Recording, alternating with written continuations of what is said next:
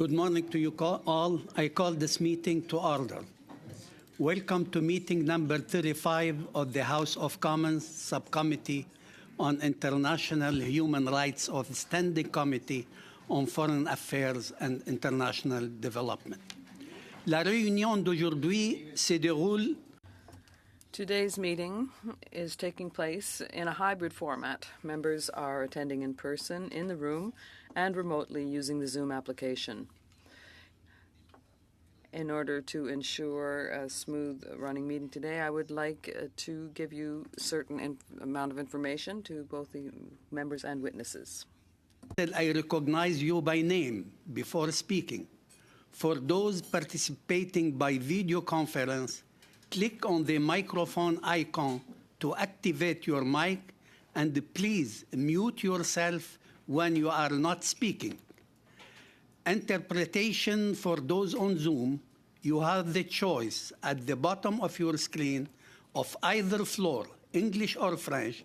For those in the room, you can use the earpiece and select the desired channel. Pour les députés présents dans la salle, for members in the room, if you wish to speak, please raise your hand. For members on Zoom, please use the raise hand function. The clerk and I will manage the speaking order as best we can, and we appreciate your patience and understanding in this regard.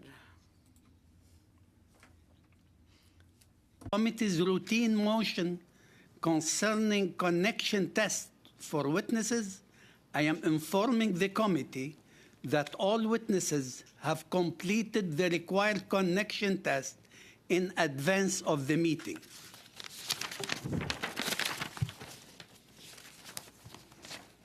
Today, we are meeting to resume our study of the situation of the Hazaras in Afghanistan. It's my pleasure to welcome the witnesses who have joined us this morning.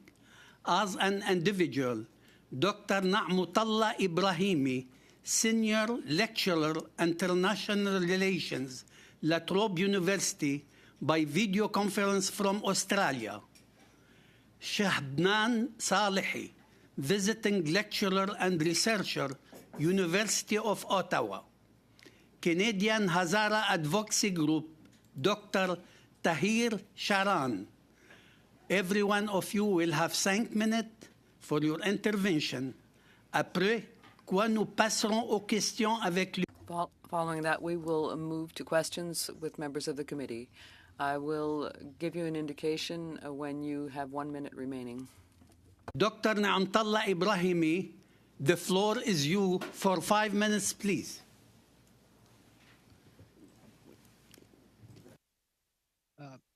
Hello, good morning. Thank you, Chair, members of the committee, and all participants and my co-witnesses in this particular session of the Canadian House of Commons Subcommittee on International Human Rights. In this 5 minutes, I'm going to make 3 main remarks, which are primarily based on a written testimony, which I submitted to this committee together with Dr. William Melly and Dr. Melissa Chiwinda earlier in May of this year.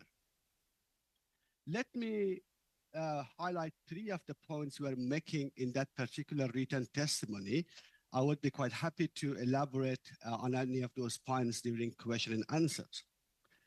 First, the Hazaras in Afghanistan are a distinctive ethnic and religious group. They are one of several ethno-cultural groups that constitute the population of Afghanistan. The Hazaras are identified by a shared belief in a common ancestry, an association with an ancestral homeland called Hazarajat or Hazaristan, and they are also generally identified by their Central Asian phenotype, which is distinguishing them from the rest of the population of Afghanistan. The Hazaras are also predominantly followers of Shia Islam, and as a result, they are a religious minority in a country of predominantly Sunni Muslims. And they're also speaking a distinctive dialect of Dari or Persian in Afghanistan. So all of these features constitute the Hazaras as a distinctive ethnic and religious group under international law, especially within the context of the 1948 Convention on the Prevention and Punishment of the Crime of Genocide. While these features distinguishes the Hazaras from other ethnic and cultural groups in Afghanistan as a sociological reality, these features have also been the reasons why the Hazaras have been the targets of genocide, systematic persecution, displacement over several decades in Afghanistan. This brings me to the second point I would like to bring to your attention, members of the committee here. During the years of the formation of the modern Afghan state under the reign of Amir Abdurrahman Khan from 1880 to 1901, there were several wars and violence that were targeting different groups in Afghanistan. But one of those major episodes of conflict in Afghanistan from 1891 to 1893 targeted the Hazaras, known as the Hazara Wars. That war resulted to what would be a textbook example of a genocide under international law in Afghanistan. I have documented and provided detailed examination of that case in my book, The Hazaras in the Afghan State, Rebellion, Exclusion, and Struggle for Recognition, which was published in 2017 by Harris & Co. in London. But let me quickly highlight some of the features of that genocide, that war on the Hazaras. That war included a declaration of jihad, a holy war on the Hazaras, which was officially sanctioned by the government of Afghanistan under the leadership of Amir Abdurrahman Khan, and it spread throughout Afghanistan by clerics and religious leaders who were also employed by the state. The war also involved mass displacement of the Hazaras, slavery of the Hazaras, and resulted to the emergence of a flourishing trade of Hazara slaves in Afghanistan. Now, more than a century later in Afghanistan, in recent years, what we have also seen is a resurgence of similar patterns of persecution of the Hazaras in Afghanistan. We have seen in recent years a pattern of systematic attacks on Hazara places of worship, educational centers, and cultural and religious figures in Afghanistan. And since August of 2021, with the return of the Taliban to power in Afghanistan, the Hazaras are systematically marginalized and persecuted politically, culturally, and economically. In recent years, we have seen mass displacement of Hazaras from their ancestral homelands in several provinces of Afghanistan, including Daikundi, Ghazni, Balkh, and several other parts of Afghanistan. Excuse me, if you could wrap up, please. The time is almost up.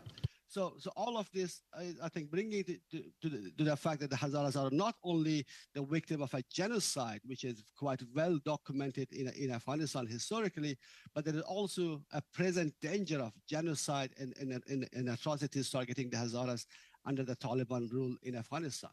The Taliban, as well as other groups such as Islamic State Khorasan, are committing a series of acts of violence and mass atrocities that are specifically targeted towards the Hazaras and indicate an intention to destroy the Hazaras in whole and part as an ethnic and religious group in Afghanistan. And therefore, I think I would like to call on the Canadian House of Parliament to recognize the Hazara genocide as a genocide, to show the leadership in a process of recognition of these patterns as a genocide. Thank you. Thank you, Dr. Ibrahimi. Now, à vous la parole, Madame Sabnam. You have the floor, Madame Sabnam Sari. Thank you so much. Dear Chair and member of the committee, today I stand before you to address the complex and troubling chapter in history that continue to haunt us. The history of Afghanistan, as a researcher dedicated to the issue of law, human rights, and scholarship, it's my duty to unravel the intricate threads of history, analyze its lessons, and apply the knowledge to advocate for human rights. The late 19th century brought significant transformation to Afghanistan. It was a time when power dynamics shifted from the decentralized tribal monarchy to a centralized one. Amir Abdurrahman Khan played a pivotal role in this transformation. As he embarked on a ruthless campaign to bolster his authority, his objective was clear: to eliminate any perceived threat to his monarchy, be they ethnic chiefs or individual on the position of power who might challenge him. In this pursuit of power, he employed a range of strategies, from deploying religious argument to wielding tribunal and even brute force. None, regardless of their ethnic or religious background, were spared from this method. While some people found protection, others, including group of people of the Hazaras, Pashtun, and Tajiks, and Nuristanis, and various ethnic groups were marginalized, punished, and subjected to oppressive rules. This atrocity committed against Afghans, including the Hazara people and other ethnic groups, cast a somber shadow over our history, raising the question of whether it was a genocide or brutal campaign against all. It is here that I must address a critical debate surrounding this dark chapter. Some argue that applying the term genocide to this killing would be retroactive, as concept of genocide didn't exist at the time this event occurred.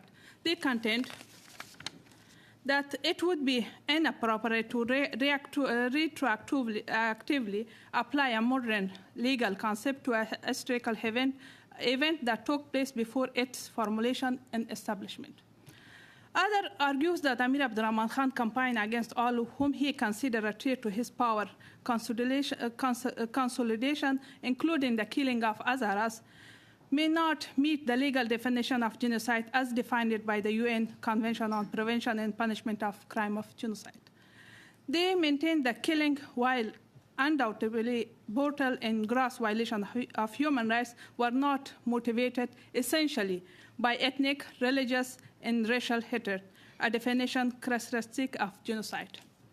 In conclusion, history is multifaceted and complicated drapery, demanding a meticulous examination and profound understanding of context and contributing factors. It serves as a somber reminder of how power can be misused through the religious and other means. As we strive for a more just and equitable world, further critical examination of history is essential. It requires experts well-versed in historical cases to determine whether the term genocide is appropriate in this context and what may offer appropriate remedies. Simultaneously, the establishment of an accountability mechanism that provides justice to victims from diverse ethnicities and groups who have endured unspeakable abuse and atrocities serves as a vital stepping stone toward the sustainable peace. In our pursuit of justice and human rights, it is imperative to remember the lessons of the past and learn from them. We must strive to ensure that such atrocity never happen again, regardless of the terminology we use. The guidance offered by history should lead us toward a major, just, and equitable world where human rights are cherished and protected above all else. Thank you. Thank you, Ms. Sarhi. And now I invite Mr. Dr. Tahir Shahran. Dr. Shahran, the floor is yours. Thank you. Honorable Chair, esteemed member of committee, and ladies and gentlemen, I stand before you today to address a matter of utmost importance: the ongoing atrocity against the Hazara community, an ethnic and religious group deeply rooted in Afghanistan. For over a century, the Hazara have faced relentless human rights violations, resulting in what can only be described as a prolonged, ongoing genocide spanning 130 years. The Hazara community has faced various atrocities, including ethnic cleansing, land confiscation, and institutional subjugation, shedding light on the denial of the fundamental human rights, such as rights to life, freedom of religion, social connection, education, and government employment is crucial. In 1978, the Hazara gained a degree of freedom and political participation. However, the rise of Taliban in 1994 marked the onset of a new era of oppression, characterized by heart-wrenching massacres. Despite their suffering, Hazara have shown a firm commitment to peace and security. They have supported the peace process and stood alongside the international community since 2001. Hazara have actively participated in democratic process, including making significant contribution to elections since 2001. They have demonstrated resilience and dedication to education and peace, resulting in minimal violence in the region and no attack on international forces since 2001. However, with the return of the Taliban to power, Hazara now face rapidly escalating targeted attacks, forced displacement, summary execution, and mass atrocities, amounting to a systematic genocide characterized by intentional displacement and killing. The ongoing atrocity against the Hazara community can be divided into 4 critical periods. In the 1890s, under Amir Abdurrahman, the Hazara faced devastating losses, with over 600 of their population massacred, tens of thousands were sold into slavery, and forced migration reshaped Hazara geography. Approximately 400,000 Hazara families were displaced, with 80% of them either losing their life or becoming slaves. During the 1990s, nearly 10 mass killings occurs, including the Afshar Kabul massacres in 1993 and Mazar-e-Sharif massacres in 1998, resulting in thousands of Hazara casualties. Between 2002 and 2022, the Hazara community faced 294 documented incidents of target violence, resulting in thousands of deaths and injury. These attacks took place in various settings, from maternity wards to place of worship and schools. Additionally, Hazara endured institutional discrimination, underrepresentation in government jobs, and conventional 500 kV transmission line project, further contributing to their ongoing suffering. With the return of the Taliban, hundreds have been killed, thousands displaced, and Hazara government employees significantly decreased. International aid has been diverted from the region, while Hazara employment in international organizations has declined. Recent examples, including the attack on Kajan Education Center in West Kabul, the systematic murder of 17 Hazara civilians in Uruzgan Khas, an attack on their mosque in Pol Khumri a week earlier, and the forced displacement of several hundred families in Daikundi province. Fabricated documents have been used to seize Hazara's lands across Hazarajat under Pashtun nomad Kuchi conflict with local Hazara residents. The Taliban imposed various taxes on Hazara in the countryside, pushing them to leave their homes.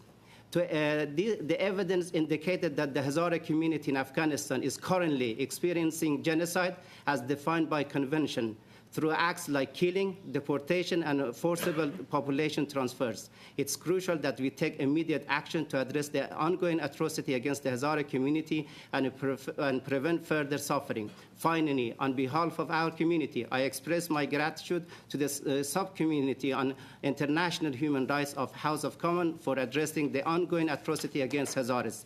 Your attention to this pressing issue is greatly appreciated. Thank you very much.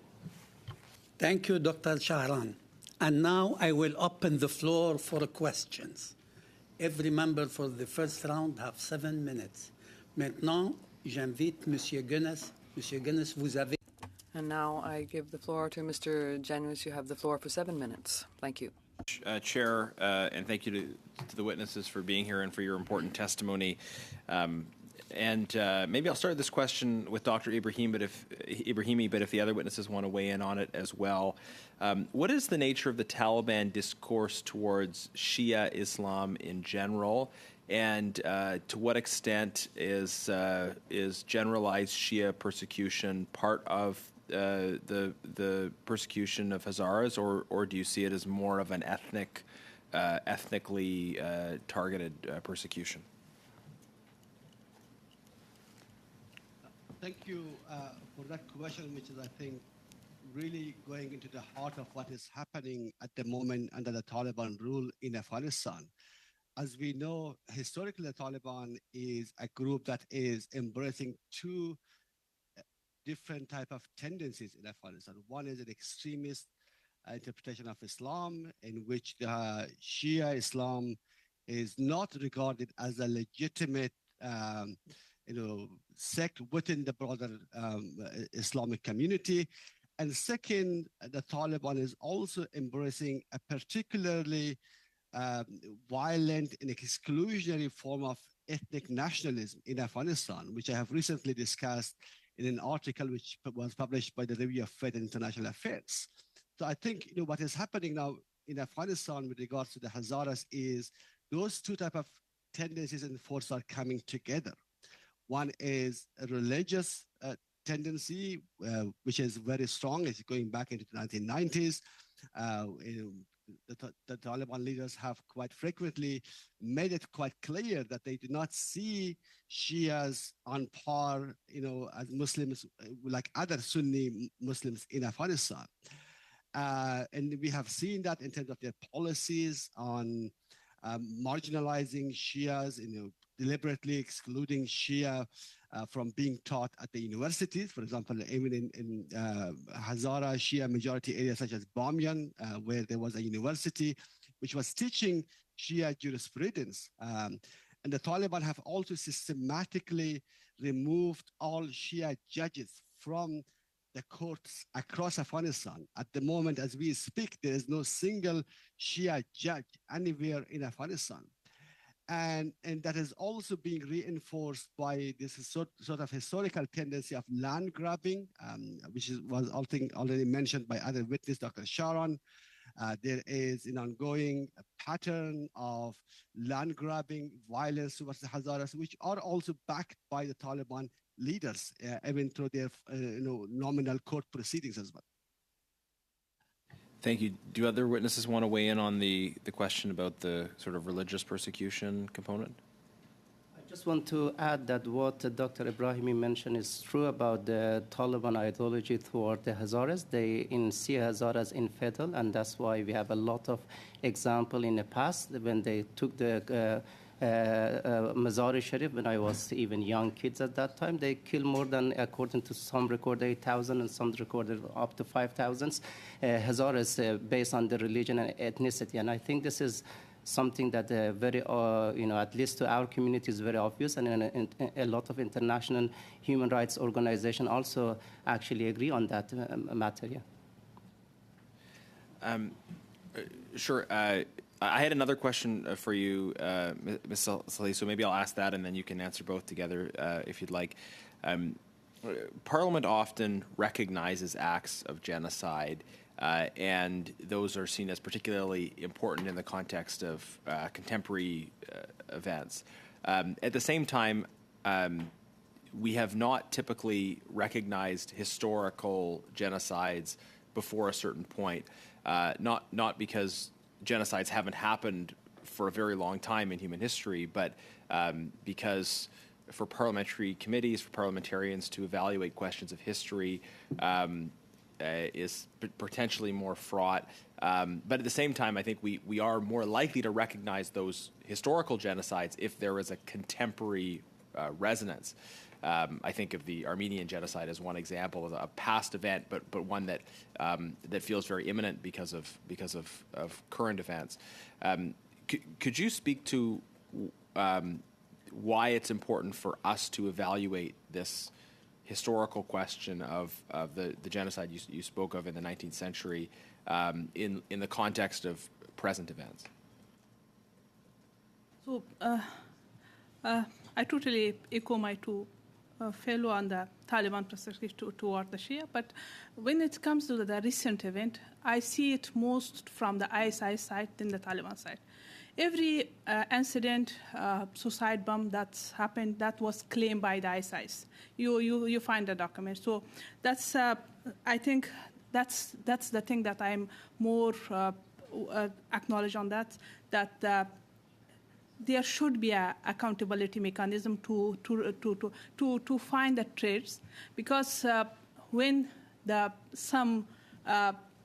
and I found it that most anti-Shia than most anti-Hazara. When some our countrymen, Shia countrymen, was equipped and recruited by the Iran and under Fatimiyun and sent to Syria and found there against ISIS.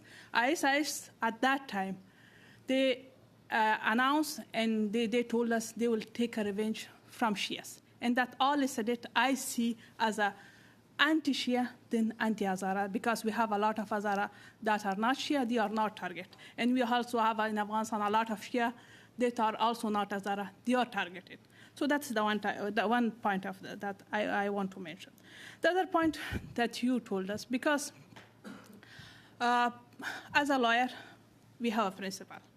The law is enforced, the law is applicable to all events that happen after the enforcement of special law. If we go to the historical event, I think it's impossible to well document it. There's a lot of crimes in history, and we couldn't find a limit to which extent we can go and we investigate that this kind of the incident. So as a lawyer, that's very difficult for me. I serve in Afghanistan. Can you wrap up your answer, okay. please? And I work in Afghanistan Independent Human Rights Commission. We documented the crime that happened between 1980 up to 2001. We documented all crime, but transition justice didn't happen because there's a lot of complex, ethnic, religious. So a lot of when we can't apply justice to the recent event, that's impossible. That we somehow apply justice to the historical event. So that's my point of view.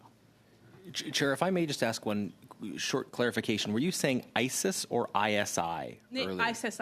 ISIS, okay. Important that we get that clarified. Thank you. Merci, Monsieur Gunis. Merci, Madame. Thank you, Mr. Jenners. Thank you, Madam. After finishing the first round, I will give you the parole. So, Ali Ihsasi. Ali, you have the floor for 7 minutes. Thank you. Thank you, Mr. Chair. Very grateful. Allow me to start off by thanking all the witnesses. If I could pick up where Mr. Jenners left off, Ms. Salehi, I listened to your testimony very closely, and I have to say I'm quite disturbed by the legal interpretation that you adhere to. From what I heard, you stated that genocide can only occur prospectively after the concept was crystallized or after the Genocide Convention was adopted in 1948. I have never in my life come across any scholar who has held to such a definition. Why would you state that? So you are saying that genocide did not take place by the Nazis, or genocide did not take place against Armenians? That's a very disturbing interpretation that is not supported by any academic research. Please respond to that. I didn't say that was not genocide. I'm most in the terminology. In the law, we have a principle. That principle is terminology, but you do admit that genocide could have taken place prior to 1944. Yes, but we as a lawyer, we can't use the terminology genocide for it. We can use the crime against humanity. Genocide is a concept. It's not a terminology. Yeah, it's a concept, but it's formulated and established in 1948. So the convention came about, but that doesn't mean the concept wasn't around since 1944. Yeah, the concept was there. But do you know of any other scholar who holds to the view that you do? A lot of scholars. I can send a lot of reference to you that law can't be retroactively applicable to the all incidents that happened. The convention, yes, but not the concept. The convention is the law. The convention is the law. In any event, okay. So, but you do agree that there has been systematic persecution of the Hazara since the early 20th century? You agree with that, correct? Yeah. And you agree that there have been mass atrocities committed? Yeah. Okay, thank you. Now, if I could go to Dr. Sharon. It has been very, very difficult since 2021, and I just wanted to see how things are proceeding currently in Afghanistan. Would you agree that gender apartheid is being committed by the Taliban and the Hazara are victims of that? I agree with that in Afghanistan, unfortunately, under the Taliban, clearly is gender apartheid and ethnic apartheid as well. It's not just gender apartheid, it's both, unfortunately. If we are saying that, okay, the Taliban is different to Daesh, this is very arguable, because if 1998 there wasn't any Daesh at that time, why 8,000 of Hazara were killed in a Mazar-e Sharif and thousands were killed in the city I was born in, Bamyan? And then apart from that, the Daesh is emerged in 2008, so after that time, but the Hazara have been genocide and been attacked in their mosques and schools since 2002. And furthermore, the Taliban keep telling to international community that there is no Daesh in Afghanistan and there is no any terrorist group acting in Afghanistan. If not, there is not any terrorist group, but why our community every day actually getting suicide bombing and then targeting in our schools? Thousands of our kids get killed, hundreds of our kids get killed, hundreds actually get displaced. Either they are not actually, you are saying they are not Daesh, then who they are? And then if they are the Daesh, then you are responsible because you are in control of this country right now, and you are in control of the safety and security of the people.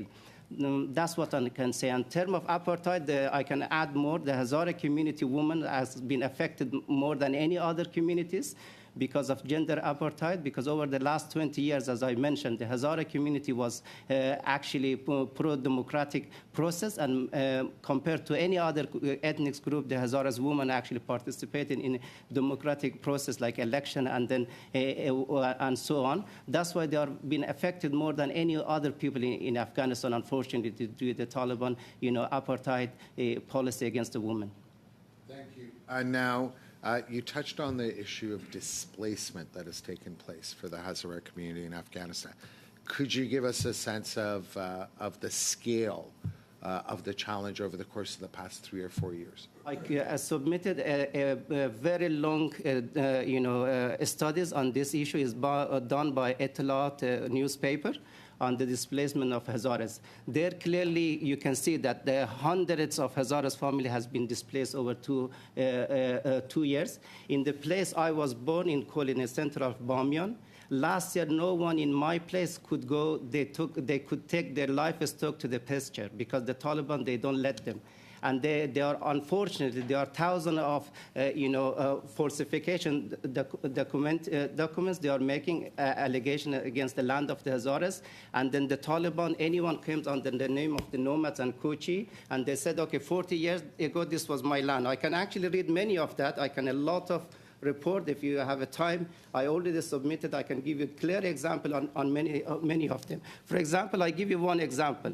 In Nahur last year, a young Kuchi came to the Taliban and said, 20 years ago, my son was injured by the Afghan army. Now the Hazara community should pay 1 million something Afghani as a compensation. You have a blood money, compensation, and many other things that I have a lot of records, and if you want, I can actually, give it to the committee. And this is, unfortunately, this is something ongoing. And then on Bay, this is not something new because even in the past, this was carrying on Hazara community, but now they have the support of the Taliban. Anyone can come claim and then actually have a dispute against the Hazaras and then take their land. Thank you very much for that. I'm out of time. Now, j'invite M. Brunel-Duceppe à prendre la parole. Now I invite Mr. Brunel-Duceppe to take the floor for 7 minutes. Thank you, Mr. Chairman. Ms. Salehi, I also was a bit surprised to hear your comments. My colleague summed up what I'm thinking. And if I understand the theory correctly, because the Convention on Genocide was ratified in 96, and what can happened before that cannot be spoken of in the same way. So are you saying that Canada was wrong to recognize the Armenian genocide, and was that a mistake on Canada's part, according to your theory? I can't say that Canada is wrong, but as a legal expert, that's my interpretation of the principle. The principle of retroactivity, I interpret it in that way, and there's a lot of liar that's in that. Merci beaucoup. Je vais passer. Thank you very much. I'm going to move to Mr. Ibrahimi. I just have learned that it was perhaps an error to recognize the Armenian genocide. I nearly fell over.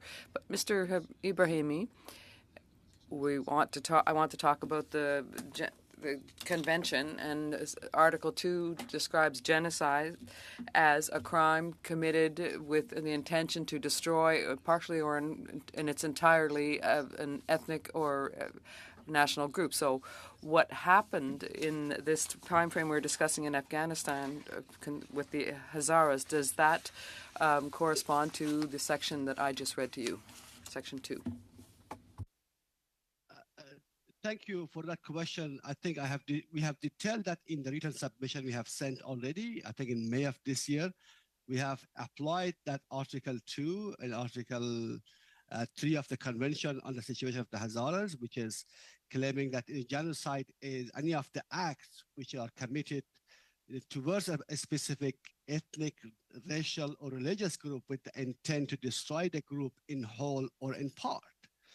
But we should also remember that the whole group should not be destroyed for us to claim that there is a genocide happening, right? But what is important is that there should be an intent or a conspiracy to commit that sort of crime for there to be, in a case, made for a genocide.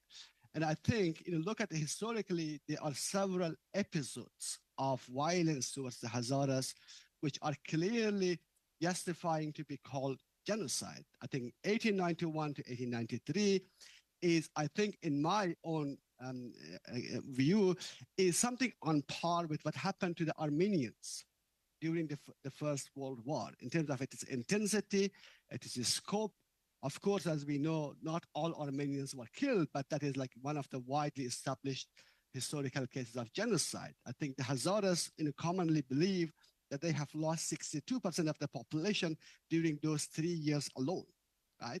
Then you have got August 1998, in which up to 8,000 Hazaras were killed during a period of about 1 week. And then over recent years, you can also see similar things happening again and again. And I think there is plenty of evidence that there is now, as we speak, an intention to destroy the Hazaras in whole or in part. I think look at all of those incidents, you put them all together, an attack on a maternity ward, attack on an educational center, attack on women. Often in many of those schools which are attacked are packed by young Hazara girls. And I think all of those are really clearly symbolizing an intent on the part of these groups to commit a genocide on the Hazaras. Merci beaucoup, Monsieur Ibrahimi.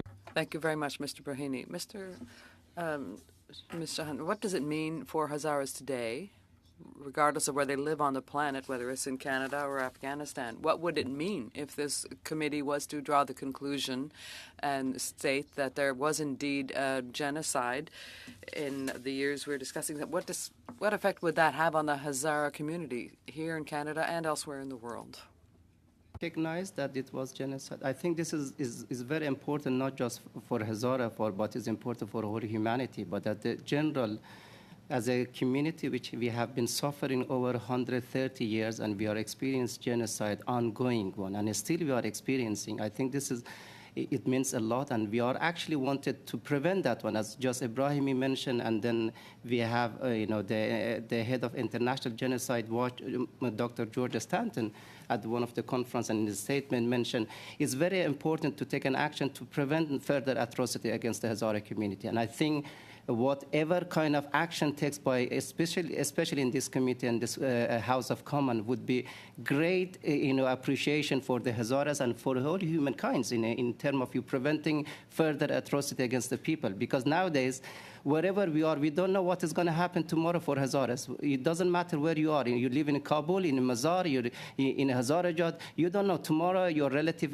would be under what kind of circumstance and condition. And I think this is for us is really appreciable and important, action to be taken, and then it actually help us a lot to actually to end our suffering at least, and put more pressure on the Taliban and other people. A lot of people, they think that we don't have any leverage against the Taliban, but I'm saying no, international community has got a huge leverage. The Taliban listen to you, but we have to take an action. if we take it, then this is going to put a value on that, pressure on the Taliban at least to prevent further atrocities. Merci, Monsieur Shahan. Thank you. I just want to note, before using the rest of the time that I have, to tell the analysts that there's a witness that said it was perhaps an error to recognize the Armenian genocide and the Holodomor, and to be careful of the testimony of this witness, I think, when it's time to draft the report. Thank you very much. Merci, Monsieur Brunel-Duceppe. Thank you, Mr. Brunel-Duceppe. Mrs. Macpherson, you have the floor for 7 minutes. Thank you. Thank you very much, Mr. Chair, and I'd like to thank the witnesses for being here today. And I wanted to just start by expressing my deep sympathy for the people of Afghanistan and the Hazara community on the recent earthquakes that have happened in Afghanistan. I know it must feel like the world is looking elsewhere at the moment and is not recognizing the death and the destruction that we are seeing in Afghanistan, and so I'm deeply sorry for that. I also want to acknowledge the impacts of Pakistan's deportation on Afghans and on the Hazara people, on Afghan refugees who are fleeing violence. I know that is more impactful on those that are being persecuted under the Taliban regime. I don't want you to think that people in Afghanistan have been forgotten, because you have not. My first question actually is for you, sir, and I'm wondering, you just talked about the need to call out the genocidal actions of the Taliban, the genocide that is happening against the Hazara people. And I'm worried because I don't get the same optimism from that you have expressed that the Taliban is listening to us. We have seen constant attacks on women's rights, constant attacks on minority groups like the Hazara, violent murders and behavior by the Taliban towards minority groups. Why do you think that they are listening or paying attention? And can you give me some more hope, please, that is the case? There are two things. First of all, about the Taliban are listening or not, I agree they will. I think they will listen. That's what and I will elaborate on that. But on a Hazara genocide recognition as a whole, as humankind, I think this atrocity is just ongoing and is needed to be, recognized in an international level. That's what at least our community in Canada and elsewhere wants it to happen. And in terms of listening, since the last attack we had last year, it was on our education center back in Kabul, which is 57 girls, mainly under 19 years old, were killed, unfortunately. And we actually had a campaign of Stop Hazara Genocide. We had a demonstration across the globe in 130 countries and more than 130 cities, and then more than 50, 60 countries. And then we had a hashtag of Stop Hazara Genocide, which retweeted more than 15 million times on Twitter. And actually, when we contacting back in Afghanistan, we realized, okay, the Taliban actually taking things seriously. Over the last year, fortunately, we didn't have any attack in this kind of a scale, but they changed their strategy. Now they're doing ongoing genocide in terms of forced displacement, individual targeting, not targeting directly their school or mosque. But unfortunately, just recently, like a week ago, the bomb was actually exploding in one of the Hazara mosques in north part of Afghanistan, which 30 people were killed a week ago, which I mentioned in my statement. And this is the thing I can see that for them is important, because at the end of the day, they are actually wanted to international community somehow have an interaction with them to some level. And I think this is got the impact. Well, and I guess one of my questions, just to follow up on that very quickly, and then I'll pass it back to our other two witnesses. One of the questions that I have is what else does Canada need to do? I know we've sort of struggled to get the legislation in place to make sure that the aid can go there. That has gone through, albeit perhaps not in a perfect manner, but. What other steps would you like to see us take? What other steps should the international community be taking at this time to protect the Hazaras? And I guess even more so to protect that intersectionality. So we know that Hazaras are deeply impacted, but Hazaran women are even more impacted, of course, under the Taliban. And that that intersectionality where we see journalists, we see lawyers, members of parliament, the intersectionality of being part of a minority group and part of one of the very the most attacked groups, I guess, in Afghanistan. Our people really thankful in general Afghanistan to Canada because the contribution you make toward the international aid to Afghanistan is enormous compared to any other country in this difficult situation. But one thing which is important, unfortunately, the policy on the ground is such that the international aids get diverted from the Hazaras. I already submitted few files. You can go through the local people in Bamyan, Daikundi. They send their complaint to the international community that, okay, they're supposed to come in our area. They shifted to the other province in the other places. And I think we need to make sure the international organization who are actually providing aids in Afghanistan, they are accountable. And they make sure that actually the aids go distributed equally among every individual groups in Afghanistan. The thing, unfortunately, over the last 20 years also didn't happen. Even during the existence of international community, the Hazara community was marginalized in terms of receiving international aids comparing to any other ethnic group or other community in Afghanistan. Ms. Ali, I strongly disagree with what you have said on genocide. I think that it's very painful for many members of different communities to hear. So I'm not going to ask you some of those questions. And certainly I agree with my colleague from the bloc that we should be considering that when we consider your testimony. But I do know that you do have some expertise as with regards to women's rights, with regards to protecting the rights of women in Afghanistan, and that you actually did implement interventions. Can you talk a little bit about the policies that were enacted to support and protect Hazara women? I think when we talk about the gender persecution or gender apartheid in Afghanistan, that's all over the Afghanistan. So especially when you come to the intersectionality, so the marginalized group like Hazara and other women be most targeting at that time. So I think the only hope that Afghan women have right now, that's the international community who can force the Taliban to somehow reverse their anti-gender policies in Afghanistan. The only thing that I see, that's the only force that the international community put on the Taliban to somehow reverse this policy. And I just want to make one correction. I didn't say that Canada didn't do the right thing, but I just say my interpretation of the principle. As a lawyer, we have this principle, and that's my interpretation. Thank you. Thank you, Madam Salhi. Thank you, Ms. McPherson. And now I believe Dr. Ibrahimi has something to say to the committee. Please.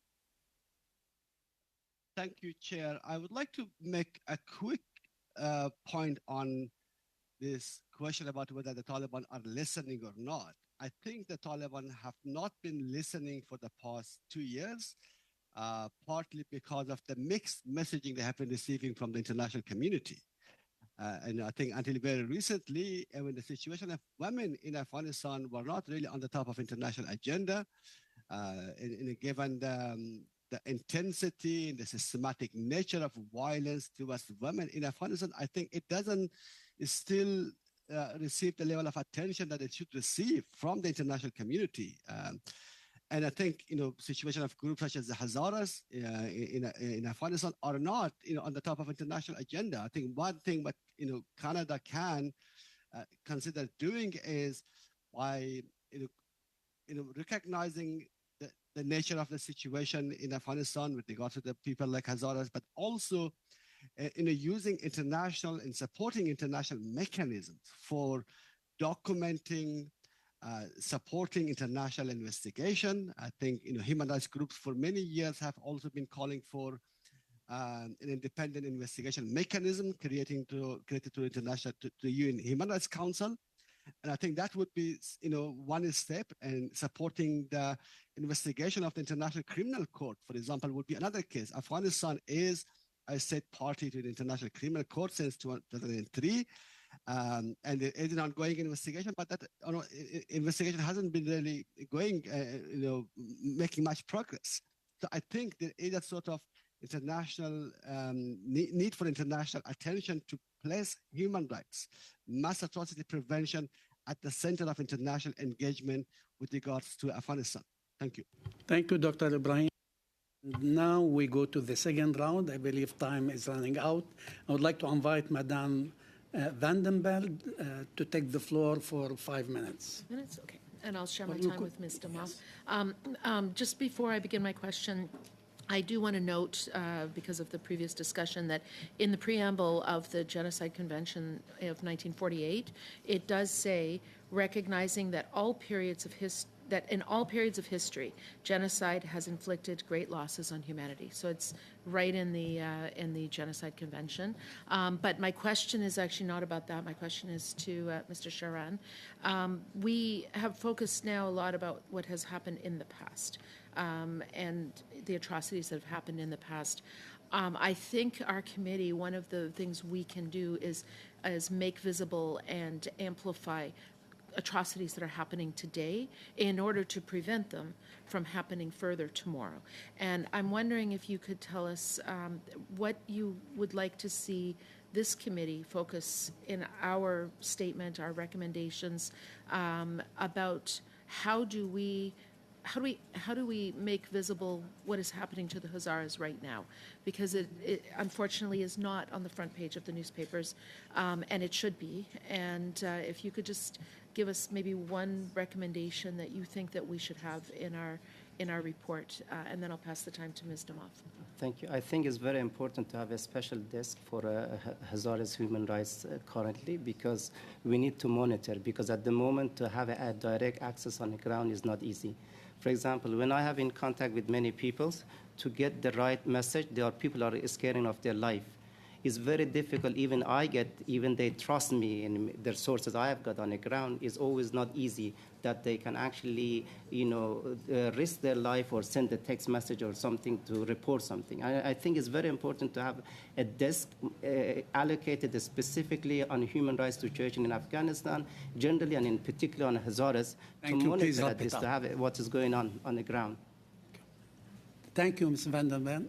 Madame Demoff, à vous la parole pour 2 minutes. Madame Demoff, you have the floor for 2.5 minutes. The witnesses for being here. Dr. Sharan, I'm a little confused by something you were saying about aid being diverted from the region. And it sounds like this is not something just since the Taliban took over in the country. It was prior to that. So I'm a bit confused. We have Canadian aid organizations who are working and have been for quite some time in Afghanistan. Why would Canadian aid organizations be diverting aid from the region? I'm not saying just Canadian does, but unfortunately the way it works, because if you look in the last 20 years, the international community mainly focused in different regions. For example, the Canadian was in Kandahar. The American was in somewhere else. Then in Kabul and the rest. And the German was in Mazar-e-Sharif. And in Hazarajat, you had just New Zealand, yeah? Then money contributed, New Zealand contributed to the development of the Afghanistan. It was how much compared to other countries. And this is what actually, if you look at thoroughly to the amount of money actually went to our community over the last 20 years when the international community were there, is very tiny compared to other areas. That's what I was saying. But at the moment, what is happening again? For example, I have a report. I just submitted the letter from the local people as well. The international community allocate money, for example, for Bamyan, for 10 districts, yeah. But somehow the local, because they have to work under the Taliban put a lot of pressure, and they said, okay, the only way you can operate if you divert this, project, I don't know, to this province, not here. And this is the way of what I mean by, the international aids get diverted from the Hazara community. This is the pressure on because of the Taliban. Even the international community cannot actually contribute their aids to the local people. It's very hard. They have to bargain with the Taliban, and they said, okay, if the aid wants to go there, just 90% should go elsewhere, and then 10% will let them go there. It sounds like Canadian aid has not been predominantly going to the region historically anyway. Is that right? I don't know that to the extent, but this is something we need to investigation. But because we, Sweden, African Sweden community had a similar problem in 2018. Our community in Sweden sent an inquiry to the Parliament of Canada that the Sweden-Canadian community, the money they contribute doesn't go that to Hazara community, and they had a 400 or 300 pages investigation and to see where the aids over the last 18 years went in Afghanistan and how much the Hazara community actually benefited from that. Thank you very much. I would like to ask the committee, due to the time restriction, we could go maximum for another 15 minutes. You prefer to go each one 5 minutes or the way you want it? Just like 2 minutes. Okay. Okay. Thank you, Chair. In future, let's aim for equal time, but I know we're more collegial at this committee than other places, and I think we do want to get to committee business, so I'll be quick. I wanted to ask about opposition engagement. I believe that we need to do more as Western countries to engage with opposition groups that are opposing the Taliban in various ways and preparing for a post-Taliban future for Afghanistan. How are opposition groups doing in terms of inclusion of Hazaras in them? Are there effective efforts within opposition groups to build a pluralistic alternatives to the Taliban, or is that more limited or more challenged? For me, whoever wants to answer. Mr. Ibrahimi, do you want to answer, or should I? Yeah, well, I think I can quickly comment on this. I think with regards to opposition groups, as we know, there have been significant challenges they have been facing in terms of reorganizing over the past 2 years. But I think recently there have been some important statements coming from members of the opposition groups and Taliban, including Ahmadi Massoud, the leader of the National Resistance Front in Afghanistan, I think, who made quite a strong statement in Paris recently when he was visiting that city, that he was calling specifically on the international community to recognize 2 things in Afghanistan. One was general apartheid, and second was Hazara genocide. And I think that also brings me to another point I would like to quickly make. That is that Afghanistan under the Taliban is presenting multiple challenges: humanitarian, political, security. But I think within all of this, I really appreciate the fact that this committee is looking at the situation of Hazaras in particular. Thank you. That is my 2 minutes. But if other witnesses want to follow up on the question of opposition groups in writing, again, I do think engaging opposition groups is something very important that Western countries need to do more of, and we want to encourage and support them in their efforts towards inclusiveness as well. Thanks. Mr. Brunel-Duceppe. Mr. Brunel-Duceppe, you have the floor for 2 minutes. Thank you, Mr. Chairman. Mr. Ibrahimi, I think that you wanted to react to what my colleague Anita Vandenbelt said.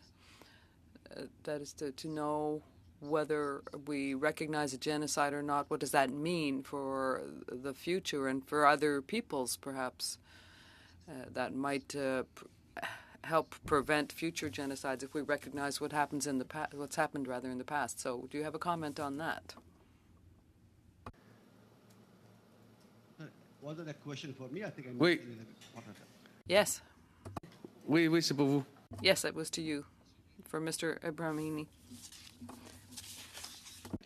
That was the point I was trying to make. While I think there were multiple challenges resulting from Afghanistan under the Taliban rule, I think the urgency and the significant nature of the genocide that is currently confronting the Hazaras in Afghanistan is, I think, deserving a particular attention. I think because of that, I think I'm really appreciating that this committee has launched this study into the situation of the Hazaras in Afghanistan. And because of that, I think there are multiple other challenges which are all, I think, being dealt with in different forums, in different ways. But I think, the situation of the Hazaras in Afghanistan deserves attention because I think, one, it brings healing, attention, recognition to the Hazaras. But I think most importantly, in my view, is also future mass atrocity prevention. And I think recognition can be the first step in raising the international awareness, and recognition that can also be the first step towards a series of other measures that would be undertaken by Canada and other international players to prevent future recurrence of these atrocities towards the Hazaras. Merci, merci à tous les témoins. Thank you. Thank you to all of the witnesses. Ms. McPherson. Mr. Ibrahimi, I just wanted to say you are an excellent spokesperson for the Hazaras. One of the things that we are concerned about is that, obviously the Hazaras in Afghanistan are at great risk, but I'd also like to talk about the things that Canada can do to help folks if they are trying to flee violence. We know that it's been very, very difficult for people to come to Canada, that it's a challenge to go through Pakistan. There are many challenges. What would you like to see the Canadian government do in terms of helping the Hazaras that are most at risk within Afghanistan flee that violence right now? Well, the Hazaras are facing the highest level of risk, but they are also the group that have been least represented in the among the number of people who were evacuated, given safe asylum from Afghanistan over the past 2 years. I think one is recognition of those threats in the refugee application processing and allocation of those numbers from among different groups from Afghanistan would be a great thing. Especially there are at-risk Hazara women who were members of the security forces. I think you have already discussed issue of intersectionality of gender, ethnicity, and progressive views that were quite widely practiced by Hazaras, but especially women. I think that a very large number of them either in Afghanistan or in Pakistan and Iran. I think Canada can really step in and help this very large number of people who are currently facing really significant risk to their safety and well-being back in Afghanistan, especially in the light of the recent crackdown on refugees by Iranian and Pakistani governments. Thank you very much. Thank you, Ms. McPherson. And now we come to an end for the second round. Now, on behalf of all members of the committee and the staff here, we would like to thank our witnesses for their presence, for their testimony, for the study of the report of Hazaras in Afghanistan. If you think other information may be useful to the committee, please either you contact the clerk or send it in writing. Thank you for your presence. And maintenant, we'll suspend briefly to allow our witness to leave, and we will then resume in camera. Thank you.